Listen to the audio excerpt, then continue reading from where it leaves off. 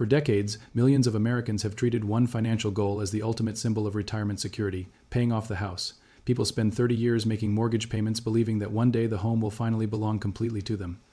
No monthly mortgage bill, no bank ownership, just stability, peace of mind, and financial freedom during retirement. But what many retirees never realize is that under certain Medicaid and long-term care rules, a fully paid-off home can actually place families into a completely different financial category later in life. And the trap often appears only after a medical crisis has already begun, because when nursing home care enters the picture, the government may start viewing your home very differently than you do. Most retirees assume that if they own their home outright, it automatically becomes protected from future healthcare costs. After all, they already paid taxes on the income used to buy the property. They maintained the house for decades. They sacrificed vacations, worked overtime, and slowly built equity year after year. But Medicaid does not operate according to emotional attachment. Medicaid operates according to eligibility rules, asset calculations, estate recovery laws, and reimbursement systems designed to recover taxpayer-funded healthcare costs whenever possible.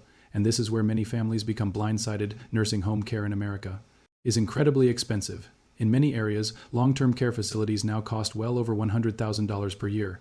Medicare generally covers only short-term rehabilitation under limited circumstances, which means retirees requiring extended custodial care often transition toward Medicaid eventually if assets become depleted enough. But Medicaid qualification is not simple. There are strict asset limits, income rules, transfer restrictions, and recovery procedures that can dramatically affect homeowners.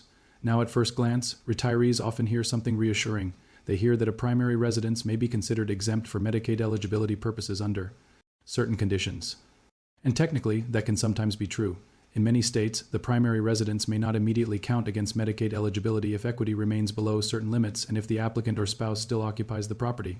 But this is where confusion begins, because exempt does not necessarily mean untouchable forever. Many retirees mistakenly assume exempt means permanently protected. In reality, after the Medicaid recipient passes away, states often operate estate recovery programs that seek reimbursement for healthcare costs paid during life, and the family home may become one of the largest available targets. This is why some financial professionals refer to it as the asset recovery trap. Families spend decades building home equity believing they are creating generational stability, only to discover later that healthcare recovery systems may pursue those assets after death. Imagine a retired couple who paid off their house 20 years ago. The property is now worth $600,000. One spouse develops severe memory issues and eventually requires nursing home care for several years. The healthy spouse continues living in the home, so initially the house may remain exempt for eligibility purposes. But after both spouses eventually pass away, the state may pursue estate recovery depending on how the property was structured, whether planning was done in advance, and what state laws apply. Adult children who assumed the home would transfer cleanly may suddenly face liens, legal claims, delayed inheritance issues, or forced property sales to satisfy Medicaid recovery demands, and for many families, this arrives as a complete shock because nobody explained the difference between exempt assets and protected assets. This is why timing matters so much. Medicaid includes a 5-year look-back period for many transfers. If assets are transferred improperly too close to nursing home application timing, penalties may delay eligibility while care costs continue accumulating privately. That means waiting until a diagnosis appears can eliminate many planning opportunities families assumed would still exist later. Some retirees explore irrevocable trusts years before any healthcare crisis develops. Others restructure ownership arrangements or coordinate estate plans with elder law attorneys. Some review caregiver agreements or family transfer strategies under state-specific rules, but nearly all proactive planning approaches depend heavily on acting early enough. Once a retiree already needs long-term care, flexibility often shrinks dramatically. Another major issue involves what some professionals call dead equity. A paid-off house may contain enormous wealth on paper while generating little practical retirement income. Retirees can become house rich but cash poor. Then when healthcare costs rise later, they may suddenly face pressure to liquidate other investments first while the house sits protected temporarily but exposed eventually through recovery systems. This can distort retirement planning because families often preserve the home emotionally while draining liquid retirement accounts aggressively to cover healthcare expenses. Over time, this may leave surviving spouses financially vulnerable even while substantial home equity still exists. Emotional attachment to the property can also complicate rational planning discussions. Many retirees do not want to imagine selling the family home, downsizing, or discussing nursing home scenarios with their children, but avoiding the discussion does not remove the risk.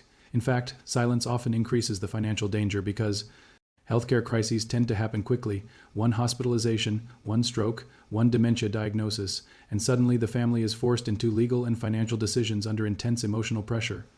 This is why experienced retirement planners often encourage retirees to think beyond simple homeownership pride and start viewing the house as part of a broader retirement protection strategy. Some retirees evaluate whether downsizing earlier creates greater flexibility. Others review long-term care insurance options while still healthy. Enough to qualify, some coordinate trust planning years in advance specifically to address future Medicaid concerns. No single strategy works for everyone because state laws differ significantly. Asset thresholds differ. Recovery rules differ, family situations differ, but one principle remains consistent across almost every case. Early planning creates more options than delayed planning. The biggest mistake many retirees make is assuming they will handle these issues later, but retirement planning problems rarely become easier. With time, healthcare costs continue rising, Medicaid systems continue evolving, life expectancy continues increasing, and millions of baby boomers are now entering the years where long-term care risk becomes statistically much more likely. At the same time, many retirees are holding more wealth inside home equity than ever before. That combination creates enormous financial exposure for families who never reviewed how Medicaid asset recovery actually works. The emotional side of this issue is just as serious as the financial side because surviving children often discover these problems only after both parents are gone. They expected the house to become a family inheritance.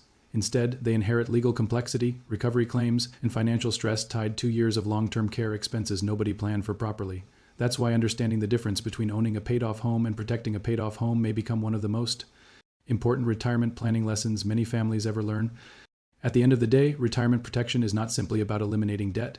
It's about understanding how future government rules interact with the assets retirees worked their entire lives to build, and in the years ahead, as healthcare costs continue climbing and long-term care demand increases nationwide, the Medicaid asset recovery conversation is likely becoming even more important for middle-class retirees across America. So if your home is fully paid off, now may be the time to start reviewing how that property fits into your larger retirement protection plan before future healthcare decisions become urgent and far more difficult to manage.